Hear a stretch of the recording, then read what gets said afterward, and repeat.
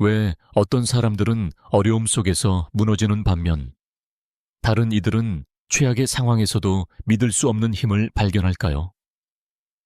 제가 만약 당신에게 5가지 심리적 비밀이 있다고 말한다면 어떨까요? 이 비밀들은 극한의 상황에서도 삶을 바꿀 만큼 강력하며 단지 1%의 사람들만이 그 메커니즘을 알고 있습니다. 한 남자가 인류가 경험한 가장 어두운 장소에서 이를 발견했습니다. 바로 나치 강제 수용소에서 존엄과 희망, 심지어 인간성마저 영원히 사라진 것처럼 보이던 그곳에서 말입니다. 그는 뛰어난 정신과 의사이자 존경받는 의사였지만 무엇보다도 그 지옥 같은 곳에서 불가능을 살아남은 생존자였습니다. 그의 관찰은 인간 정신에 대한 우리의 이해를 영원히 바꿔놓았습니다.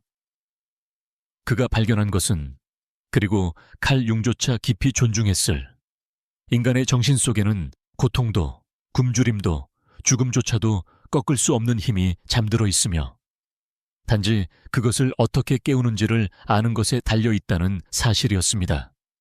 상상해 보십시오. 같은 수용소, 똑같이 잔혹한 조건 속에서 어떤 포로들은 몇 주 만에 무너졌지만 다른 이들은 매일 매달 계속 나아갈 수 있는 신비로운 힘을 발견했습니다. 차이는 무엇이었을까요? 그것은 체력도, 나이도, 특별한 수감 조건도 아니었습니다. 훨씬 더 깊은 무언가, 인간됨의 본질을 건드리는 무언가였습니다. 이 정신과 의사는 3년이라는 긴 세월 동안 심리적 생존 메커니즘을 관찰하고 분석하고 연구했습니다. 그는 인간의 회복력이 우리가 흔히 생각하는 것에 달려있지 않음을 밝혀냈습니다. 신체적으로 강한 자가 반드시 살아남은 것도 아니었습니다. 더 똑똑한 자도 아니었고 고통의 경험이 많은 자가 더 강한 것도 아니었습니다.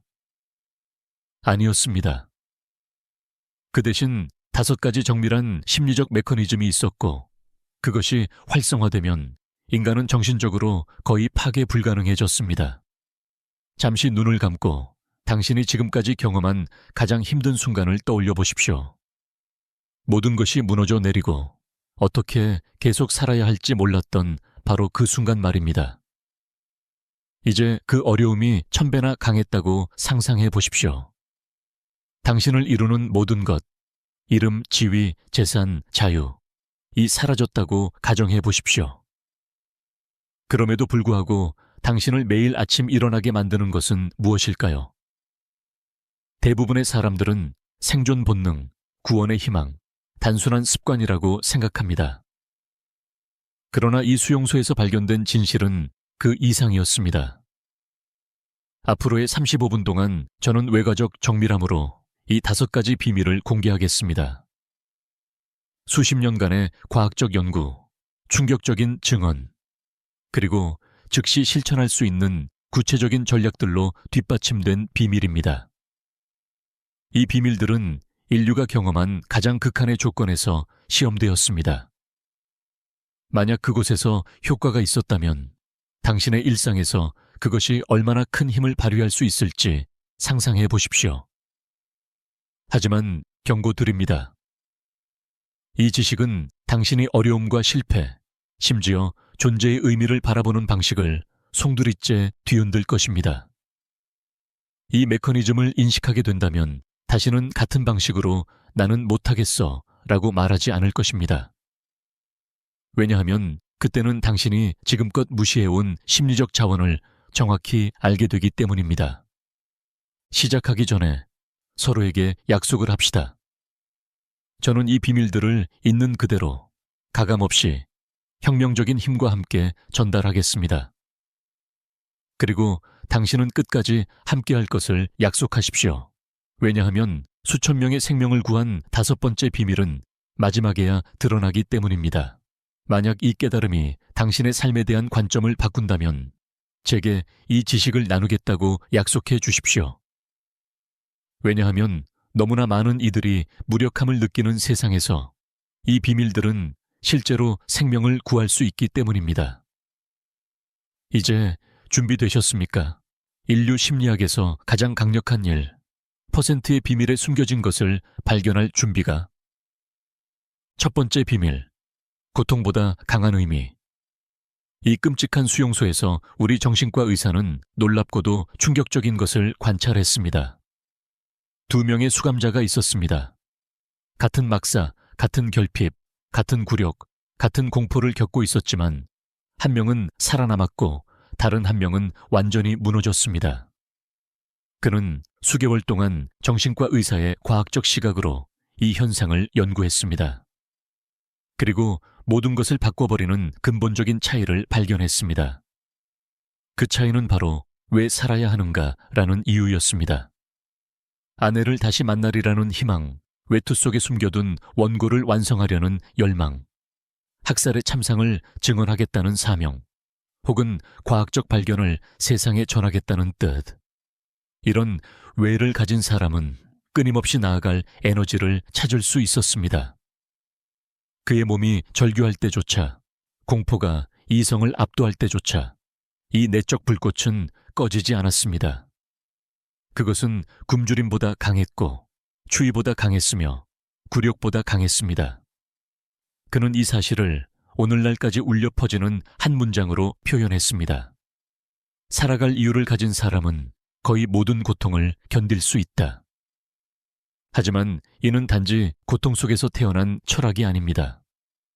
수십 개의 현대 연구가 이를 과학적 사실로 확인했습니다. 미시간 대학교는 9년 동안 7,000명을 추적했습니다. 놀라운 결과가 나왔습니다.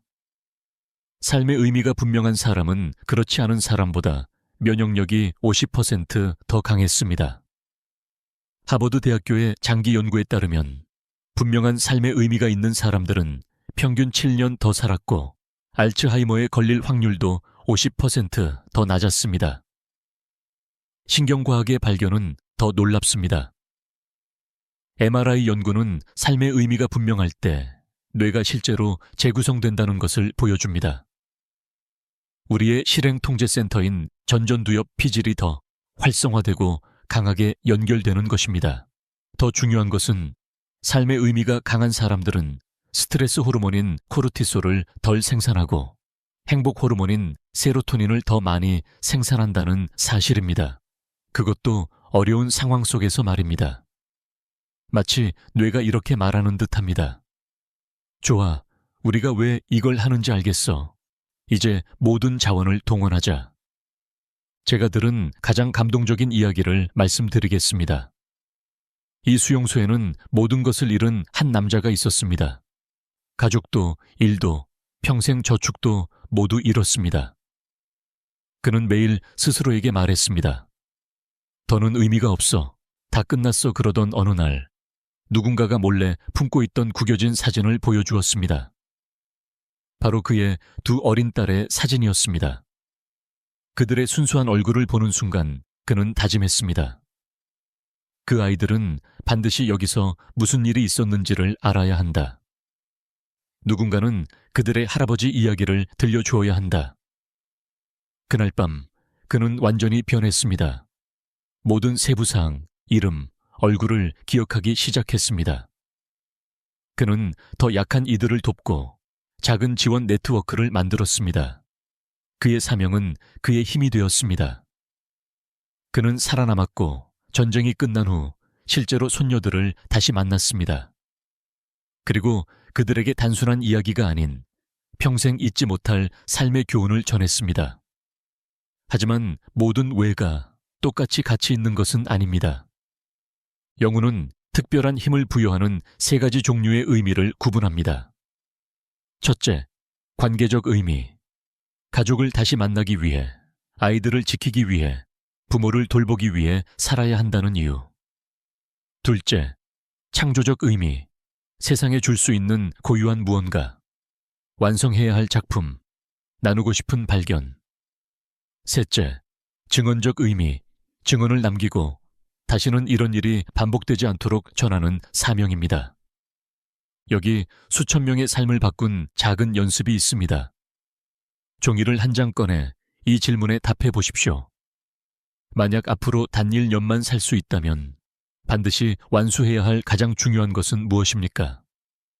임종의 순간, 어떤 일을 마쳤을 때 당신은 자신의 삶을 자랑스럽게 돌아볼 수 있겠습니까? 이 세상에서 당신을 가장 분노하게 하는 불의는 무엇입니까? 그 불의에 당신의 삶을 바칠 수 있겠습니까? 이 질문에 대한 답은 당신의 진정한 외를 드러낼 것입니다. 그리고 주의하십시오. 그것을 찾는 순간 당신의 삶은 다시는 예전과 같지 않을 것입니다. 당신 주위를 둘러보십시오. 왜 어떤 어머니는 매일 새벽 5시에 일어나 일하면서 동시에 아이들을 돌볼까요? 왜 어떤 연구자는 수십 년 동안 같은 프로젝트를 수많은 좌절에도 불구하고 계속할까요? 왜 어떤 기업가들은 여러 번의 실패 이후에도 다시 일어설까요? 그것은 순진한 낙관주의가 아니라 바로 의미의 힘입니다. 이제 깊이 스스로에게 물어보십시오. 당신의 진짜 왜는 무엇입니까? 세상이 중요하다고 여기는 이유가 아니라 모든 것이 무너져도 당신을 지탱하는 바로 그 이유 말입니다. 그것을 다른 사람들과 나누십시오. 다른 이들을 영감으로 이끄십시오. 왜냐하면 때로는 타인의 왜가 우리 자신의 왜를 발견하는 데 도움을 주기 때문입니다. 이 첫 번째 비밀은 단지 시작일 뿐입니다. 두 번째는 누구도 빼앗을 수 없는 자유를 드러냅니다. 두 번째 비밀, 마지막 인간의 자유. 가족, 자유, 존엄을 빼앗긴 수용소의 지옥 속에서 우리 정신과 의사는 누구도 빼앗을 수 없는 한 가지 자유를 발견했습니다. 바로 상황에 대한 자신의 태도를 선택할 자유였습니다. 모든 것이 사라진 것처럼 보이는 순간에도 그는 스스로에게 이렇게 말했습니다. 모든 것을 빼앗길 수 있어도 마지막 인간의 자유만은 빼앗을 수 없다. 바로 내가 어떤 반응을 보일지 스스로 선택하는 자유다. 이 깨달음은 혁명적이었습니다. 왜냐하면 우리가 피해자라는 관점을 완전히 바꿔놓기 때문입니다. 우리는 환경의 수동적 피해자가 아닙니다. 극한의 상황에서도 우리는 여전히 반응을 선택할 권능을 지니고 있습니다. 심리학자들은 이를 내부 통제 초점이라 부릅니다. 즉, 우리가 자신의 반응과 선택에 영향을 미칠 수 있다고 믿는 것입니다. 그리고 과학은 이를 입증합니다. 스탠퍼드 대학교는 중대한 외상을 경험한 1000명을 추적했습니다. 사고, 중병, 직업 상실, 가족의 죽음 등. 그 결과 자신이 통제할 수 있는 것, 자신의 반응, 선택, 태도에 집중한 사람들은 그렇지 않은 사람들보다 회복 속도가 3배 빨랐습니다. 더 놀라운 것은 뇌 스캔에서 드러났습니다. 내부 통제 초점을 가진 사람들은 실제로 전전두엽 피질이 두꺼워졌습니다. 이 부위는 의사결정과 감정 조절을 담당하는 뇌 영역입니다. 한 예시를 들어보겠습니다. 마틴이라는 사업가는 2008년에 모든 것을 잃었습니다. 회사, 집, 저축까지. 불과 몇 달 만에 그의 세계가 무너졌습니다. 아내는 아이들을 데리고 떠났습니다.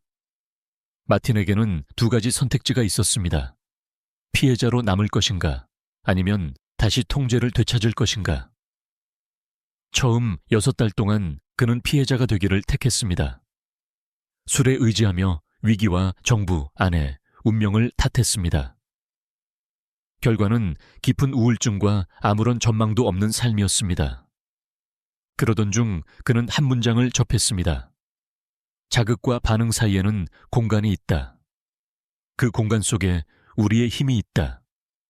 우리가 어떤 반응을 선택하느냐에 우리의 성장과 자유가 달려 있다. 마틴은 자신이 권한을 내어주고 있었음을 깨달았습니다. 그는 질문을 바꾸기 시작했습니다. 지금 내가 통제할 수 있는 것은 무엇인가? 그 답은 바로 자신의 행동, 태도, 오늘의 선택이었습니다. 2년 만에 그는 새로운 삶을 세웠습니다. 새로운 회사, 새로운 사랑, 그리고 자신조차 믿지 못했던 새로운 내적 힘이었습니다. 우리 정신과 의사는 우리가 항상 지닐 수 있는 세 가지 자유를 밝혔습니다.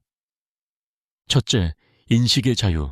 같은 상황이라도 그것을 어떻게 해석할지는 우리의 선택입니다.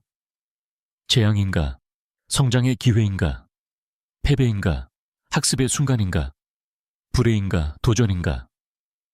둘째, 감정 반응의 자유. 첫 감정은 막을 수 없습니다. 자동적으로 발생합니다. 그러나 그 다음 감정은 당신의 손에 달려 있습니다. 원한 속에 머무를 것인가, 아니면 결의를 선택할 것인가. 셋째, 행동의 자유. 어떤 상황에서도 최소한 하나의 선택지는 있습니다. 그것이 작더라도 말입니다. 단순히 의식적으로 숨을 쉬는 것조차도 선택이며 절망에 맞서는 저항 행위입니다. 이러한 관찰에서 나온 기법이 있습니다. 어떤 자극, 당신에게 일어난 일과 반응 사이에 마음속으로 성스러운 공간을 만드는 것입니다. 단 1초라도 괜찮습니다. 그 순간 스스로에게 묻는 겁니다. 나는 어떻게 반응하고 싶은가? 이 작은 멈춤이 모든 것을 바꿉니다.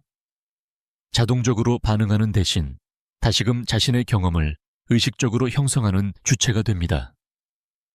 최고의 운동선수들을 보십시오. 그들은 날씨도, 심판의 실수도, 상대의 컨디션도 통제할 수 없습니다. 그러나 그들은 자신의 정신, 준비, 반응을 통제합니다. 바로 이러한 챔피언 마인드셋은 당신의 일상에서도 키울 수 있습니다. 로저 페더러는 쓰라린 패배 후 항상 이렇게 말합니다. 지금 일어난 일을 바꿀 수는 없지만 내가 어떻게 반응하고 다음을 어떻게 준비할지는 내가 결정할 수 있다. 여기 혁신적인 실습이 있습니다. 세 개의 동심원을 그려보십시오. 가장 안쪽 원, 내가 완전히 통제할 수 있는 것들, 생각, 행동, 선택. 중간 원, 내가 영향을 미칠 수 있는 것들, 관계, 가까운 환경. 가장 바깥 원, 내가 통제할 수 없는 것들, 다른 사람, 경제, 과거. 황금률은 이렇습니다. 에너지의 80%를 안쪽 원에, 20%를 중간 원에, 0%를 바깥 원에 투자하십시오. 이 단순한 주의 분배만으로도 삶 전체가 바뀝니다. 최신 연구는 놀라운 사실을 보여줍니다. 당신이 이 선택의 자유를 의식적으로 행사할 때 뇌는 도파민을 분비합니다. 도파민은 보상과 동기를 관장하는 호르몬입니다. 이는 마치 뇌가 이렇게 보상하는 것과 같습니다. 좋아, 이제 네가 삶의 통제를 되찾았구나. 제가 묻고 싶습니다. 당신의 삶에서 어려운 상황 속에서 자신이 생각했던 것보다 더 많은 통제력을 가지고 있음을 깨달았던 적이 있습니까? 그리고 그 깨달음은 당신의 태도를 어떻게 바꿨습니까? 당신의 경험을 나누어 주십시오. 누군가에게는 바로 당신의 이야기가 자신의 삶의 힘을 되찾는 계기가 될 수 있습니다. 하지만 만약 당신이 이 두 가지 비밀만으로도 충분히 강력하다고 생각한다면 세 번째 비밀을 들을 때까지 기다리십시오. 그것은 아마 당신에게 가장 큰 울림을 줄 것입니다. 세 번째 비밀, 고통의 한가운데서 발견하는 아름다움. 이것은 아마도 우리 정신과 의사가 발견한 가장 놀라운 깨달음이었을 것입니다. 어느 겨울 12월, 끔찍한 수용소 중 한 곳에서 믿을 수 없는 일이 일어났습니다. 하루 종일 비인간적인 노동에 시달려 지치고 무너진 포로들이 갑자기 걸음을 멈췄습니다. 그리고 모두 함께 하늘을 올려다보았습니다. 철조망 너머로 황홀할 만큼 아름다운 노을이 지평선을 물들이고 있었습니다. 죽음의 땅에서 단 몇 분 동안 이 남자들은 순수한 아름다움을 경건히 바라보았습니다. 그리고 우리 정신과 의사는 혁명적인 사실을 깨달았습니다. 절대적인 공포 속에서도 인간의 영혼은 경이로움을 느끼는 능력을 잃지 않는다는 것입니다. 그 당시 이런 관찰은 미친 듯하고 시적이며 부적절하게 보일 수도 있었습니다. 하지만 현대 과학은 이 깨달음에 놀라운 깊이를 부여합니다. 노스캐롤라이나 대학교 연구에 따르면 어두운 시기에도 작은 아름다움을 발견하는 사람들은 스트레스 호르몬인 코르티솔이 40% 적게 분비되고 감정적 회복 속도는 60% 더 빠릅니다. 더 놀라운 점은 아름다움을 보는 순간 뇌의 활성 영역이 가장 강력한 한구울제와 동일하게 작동한다는 것입니다. 아름다움은 사치가 아니라 약입니다. 소피아라는 여성의 이야기를 들려드리겠습니다. 그녀는 한 어머니가 겪을 수 있는 가장 끔찍한 시련을 견뎌야 했습니다. 바로 사고로 아이를 잃은 것입니다. 수개월 동안 그녀는 고통에 갇혀 있었습니다. 세상은 색도, 맛도, 아름다움도 모두 잃어버린 듯 했습니다. 그녀는 살아있었지만 더 이상 삶을 살지 않았습니다. 어느 날 아침 그녀는 창밖을 바라보다가 한 마리 유로불새가 낡은 나무에 둥지를 트는 모습을 보았습니다. 단 몇 초 동안 그녀는 자신의 고통을 잊고 그 작은 생명을 경이롭게 바라보았습니다. 그 몇 초가 그녀의 어두운 터널 속 첫 번째 빗줄기가 되었습니다. 소피아는 근본적인 것을 깨달았습니다. 그녀의 고통은 정당했고 영원히 남겠지만 순수한 아름다움의 순간은 그와 함께 존재할 수 있다는 사실을. 하나가 다른 하나를 지우지는 않았던 것입니다. 그녀는 작은 아름다움의 순간들을 모으기 시작했습니다. 길에서 들려오는 아이의 웃음, 라디오에서 흐르는 멜로디, 손에 닿은 햇살. 고통을 억누르기 위한 것이 아니라 고통을 지고 가는 동안 영혼을 기르기 위해서였습니다. 오늘날 그녀는 다른 슬픔에 잠긴 부모들을 돕고 있습니다. 죄책감 없이 아름다움을 바라보도록 가르치며 어둠 속에서도 빛으로 자신을 강화하도록 돕습니다. 심리학자들은 이것을 외상 후 성장이라 부릅니다. 이는 고통을 부정하거나 억누르는 것이 아닙니다. 인간이 고통과 아름다움을 동시에 경험할 수 있다는 뜻입니다. 위스콘신 대학교의 연구에 따르면 큰 트라우마를 겪은 사람들 중 80%가 세상의 아름다움에 대한 감수성이 더 높아졌다고 보고했습니다. 마치 고통이 우리 일상의 필터를 벗겨내고 언제나 우리 곁에 있었던 순수한 아름다움을 드러내는 듯 했습니다. 수용소에서 우리 정신과 의사는 영혼을 특별히 지탱해준 3가지 아름다움을 구분했습니다. 자연의 아름다움, 노을, 나무, 새, 심지어 눈송이. 자연은 묵묵히 제 길을 가며 우리의 고통보다 삶이 더 크다는 것을 상기시킵니다. 인간의 아름다움, 따뜻한 손길, 연민 어린 눈빛, 진심 어린 미소. 이런 순간들은 비인간성 속에서도 인간성이 살아남는다는 것을 보여줍니다. 창조적 아름다움, 작은 선율, 외워 읊는 시, 먼지 위에 그린 그림.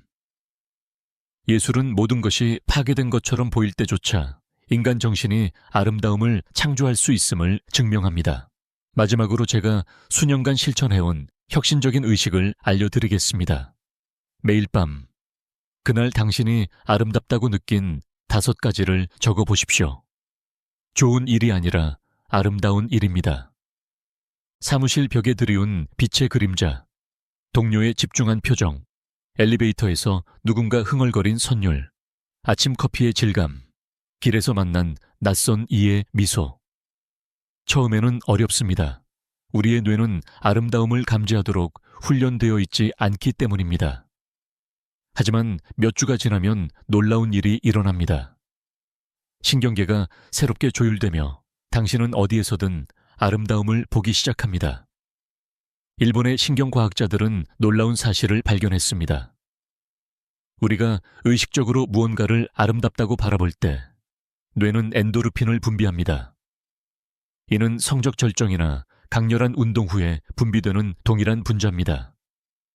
다시 말해 아름다움은 뇌가 스스로 만들어내는 천연의 약물입니다. 수용소에는 한 명의 프로 바이올리니스트가 있었습니다. 당연히 그의 악기는 빼앗겼습니다. 그러나 그는 매일 밤 희미한 막사 속에서 보이지 않는 바이올린을 연주했습니다. 그의 손가락은 허공을 춤추듯 움직였고 눈을 감은 얼굴은 빛났습니다. 그러자 기적 같은 일이 일어났습니다. 다른 포로들이 다가와 눈을 감고 실제로 존재하지 않는 그 음악을 들었습니다. 이 고요한 음악은 그들에게 주어진 묽은 수프보다 더 큰 영양분이 되었습니다. 그 바이올리니스트는 전쟁에서 살아남았습니다. 그는 후에 이렇게 말했습니다. 나는 3년 동안 매일 밤 바흐를 연주했습니다. 나를 살린 것은 해방에 대한 희망이 아니라 바흐였습니다. 우리 정신과 의사는 또 하나의 혁명적인 사실을 깨달았습니다. 수용소에서 아름다움을 찾는 일은 저항의 행위였다는 것입니다. 그것은 고문자에게 이렇게 말하는 것이었습니다. 너희는 내 몸을 파괴할 수 있지만 내가 아름다움에 감동하는 능력은 결코 파괴할 수 없다. 그것은 비인간화 속에서 인간성을 지키는 일이었습니다. 이제 이 교훈을 당신의 삶에 적용해 보십시오. 어려움, 시험, 어두운 순간 속에서도 당신은 같은 저항의 힘을 가지고 있습니다. 의식적으로 아름다움을 찾는 것은 도피가 아니라 심리적 생존입니다. 그것은 폭풍 속을 지나며 영혼을 기르는 일입니다. 곰곰이 생각해 보십시오. 힘든 시기에 당신을 가장 깊이 감동시킨 순수한 아름다움의 순간은 무엇이었습니까? 영화일 수도, 햇살일 수도, 노래나 어떤 시선일 수도 있습니다. 그 순간을 다른 사람들과 나누십시오. 왜냐하면 때로는 다른 이가 본 아름다움이 우리의 눈을 다시 열어주기도 하기 때문입니다. 하지만 아직 다 본 것이 아닙니다. 다음 비밀은 절망에 맞서는 가장 강력한 심리적 무기를 드러낼 것입니다. 네 번째 비밀, 목표, 생존의 나침반. 끔찍한 수용소에서 우리 정신과 의사는 놀라운 현상을 목격했습니다. 똑같은 잔혹함 속에서도 어떤 포로들은 눈빛에 이상한 빛을 간직하고 있었습니다. 그들에게는 다른 이들이 잃어버린 무언가가 있었습니다. 바로 정신적 목표였습니다. 이 생존자들은 가족을 다시 만나는 것, 세상에 증언을 남기는 것, 과학적 업적을 완성하는 것, 숨겨둔 원고를 세상에 내놓는 것처럼 즉각적인 고통보다 더 강한 분명한 목적을 지니고 있었습니다. 이 관찰은 일화처럼 들릴 수 있지만 현대 연구는 그 깊이를 놀랍도록 확장합니다. 옥스퍼드 대학교는 이 주제에 관한 역사상 가장 긴 연구를 진행했습니다. 5,000명을 30년 동안 추적한 결과 분명한 목표를 가진 사람들은 평균 7년 더 오래 살고 심장병에 걸릴 확률이 50% 낮으며 면역력이 60% 더 강했고 외상으로부터 3배 더 빨리 회복했습니다. 더 흥미로운 것은 뇌에서 일어나는 변화입니다. MRI 촬영에 따르면 목표를 가진 사람은 실제로 다른 뇌를 발달시킵니다. 계획과 통제를 담당하는 전전두엽 피질은 두꺼워지고 기억과 학습을 관장하는 해마는 더 활발해지며 두려움과 스트레스의 중심인 편도체는 진정됩니다. 다시 말해, 분명한 목표는 뇌를 회복력에 맞게 새롭게 배선하는 것입니다. 이에 대한 가장 감동적인 이야기는 한 수용소 안에 의사와 관련되어 있습니다. 그는 평생의 연구 성과인 우울증 치료에 관한 획기적인 원고를 외투 속에 숨기고 있었습니다. 어느 날 경비병들이 그 원고를 발견해 그의 눈앞에서 불태워 버렸습니다. 그는 무너졌습니다. 살아야 할 이유를 잃었기 때문입니다. 그러나 곧 그는 자신에게 말했습니다. 그들은 종이를 불태웠지만 내 지식을 불태울 수는 없다. 나는 기억 속에서 그 원고를 한 장씩 다시 써내려갈 것이다. 그리고 그것은 이전보다 더 나아질 것이다. 그는 매일 밤 머릿속에서 책을 새롭게 집필했습니다. 더 보완하고, 더 완성하며, 더 정교하게 만들었습니다. 이 정신적 목표가 그의 심리적 요새가 되었습니다. 그는 살아남았고 전쟁 후 실제로 그 책을 출판했습니다. 그 책은 우울증 치료를 혁신했고 수천 명의 생명을 구했습니다. 그의 목표는 그를 단순히 살린 것이 아니라 더 강하게 만들었습니다. 우리 정신과 의사는 특별히 생존력을 주는 4가지 종류의 목표를 밝혔습니다. 관계적 목표, 가족을 다시 만나야 한다. 아이들을 지켜야 한다. 화해해야 한다. 창조적 목표, 어떤 작품을 완성해야 한다. 세상의 유일한 것을 선물해야 한다. 정의의 목표, 증언을 남겨야 한다. 같은 일이 반복되지 않게 해야 한다. 불의를 바로잡아야 한다. 전승의 목표, 내가 배운 것을 가르쳐야 한다. 다음 세대를 길러야 한다. 혁명적인 점은 목표가 마치 정신적 망원경처럼 작동한다는 것입니다. 그것은 고통 너머의 의미를 보여줍니다. 목표가 없다면 모든 장애물은 넘을 수 없게 보입니다. 그러나 목표가 있다면 모든 장애물은 길 위에서의 시험으로 바뀝니다. 이 메커니즘을 가장 잘 보여주는 현대적 이야기가 있습니다. 사라는 정신건강 분야에서 혁신적인 스타트업을 창업했지만 2년 동안 5번 실패했습니다. 가족과 친구들은 그녀에게 포기하라고 권했습니다. 그녀는 지쳐 있었고 무너져 있었으며 끝에 다다른 것처럼 보였습니다. 그러나 사라는 자신보다 더 큰 목표를 가지고 있었습니다. 그녀는 16살 때 오빠를 자살로 잃었습니다. 그녀의 기술은 다른 이들이 그런 비극을 겪지 않게 할 수 있었습니다. 이 목표는 그녀의 피로보다 강했고 실패보다 강했으며 비판보다 강했습니다. 6번째 도전에서 마침내 그녀는 돌파구를 찾았습니다. 오늘날 그녀의 스타트업은 1억 유로의 가치를 지니며 이미 수천 명의 생명을 구했습니다. 사람들이 비밀을 묻자 그녀는 이렇게 대답했습니다. 나는 나 자신을 위해 싸운 것이 아닙니다. 나는 내 오빠를 위해 싸웠습니다. 그리고 아직 구할 수 있는 모든 형제자매들을 위해 싸웠습니다.